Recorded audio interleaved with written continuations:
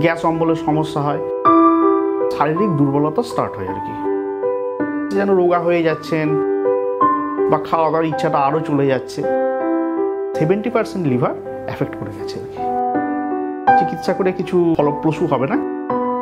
আমার নাম প্রীতম দাস। আমি আমার জামাইবাবুর জন্য এখানে এসেছি এবং আমরা এটা ফেসবুক থেকেই দেখি আর কি একটা। আচ্ছা, তা উনার যেটা প্রথম সমস্যা দেখা যায় হচ্ছে উনার খাওয়া দাওয়ার প্রতি একটু অরুচি সৃষ্টি হয় আর কি। মানে যেরকম নর্মাল খেতেন, খাওয়া দাওয়াটা একটু কম করেন, গ্যাস অম্বলের সমস্যা হয়। কিন্তু আপনার যেটা মূল সমস্যা দেখা যায় হচ্ছে আমাদের মানে জুনের লাস্ট উইক থেকে উনার হচ্ছে মানে একদম শারীরিক দুর্বলতা স্টার্ট হয় আর কি। মানে কোনো কিছু ইচ্ছা করছে না কাজ করতে, খেতে ইচ্ছা করছে না। তা আমরা ফার্স্ট হচ্ছে ডক্টরের সাথে কনসাল্ট করি হচ্ছে 2 জুলাই। তা ট্রিটমেন্ট চলার পরে আমরা দেখতে পাই যে মানে পেশেন্ট যেন একটু মানে একটা দেখলে তো বোঝা যায় অ্যাপিয়ারেন্সে যেন রোগা হয়ে যাচ্ছেন বা খাওয়া দাওয়ার ইচ্ছাটা আরও চলে যাচ্ছে। তারপর আমরা সেম ডক্টরকেই আমরা 16 তারিখ দেখাই আর কি। তা তখন ডক্টর বলেন যে অ্যাবডোমেনের আপার অ্যাবডোমেনের ইউএসজিটা করুন আর কি।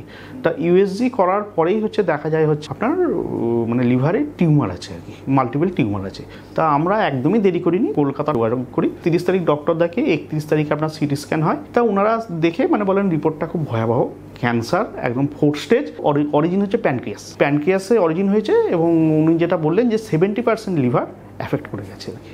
এবং বলেন যে এটার খুব একটা চিকিৎসা করে কিছু ফলপ্রসূ হবে না, কেমো বা এসব দেওয়া যাবে না। আর আমাদের এখন যেটা সমস্যা হচ্ছে আপনার স্যার বলি যে বিলিরুবিনটা আপনার মানে ক্রমশ লাফিয়ে লাফিয়ে বেড়ে যাচ্ছে। আর উনি হচ্ছেন যেটা হচ্ছে খাওয়া দাওয়ার প্রতি অরুচি, এই কারণে অরুচিটা হয়তো উনি খেতে চাইছেন কিন্তু ওনার হচ্ছে অম্বল হয়ে যাচ্ছে। এবং যেটা সমস্যা হচ্ছে আপনি পেশেন্টকে দেখলেই বুঝতে পারবেন, কন্টিনিউয়াস হেঁচকি উঠছে, এটাকে হিপকাস বলে আর কি। হিপকাস মানে কন্টিনিউয়াস আপনার হেঁচকি উঠে যাচ্ছে আর কি। তা এইটাই হচ্ছে এখন খুব পেশেন্টের সমস্যা আর কি। সেই জন্য মানে উনি কিছু মানে খেতেও ভয় পাচ্ছেন আর কি, যে এইটা খেলেই হয়তো আমার অম্বল হয়ে গেছে।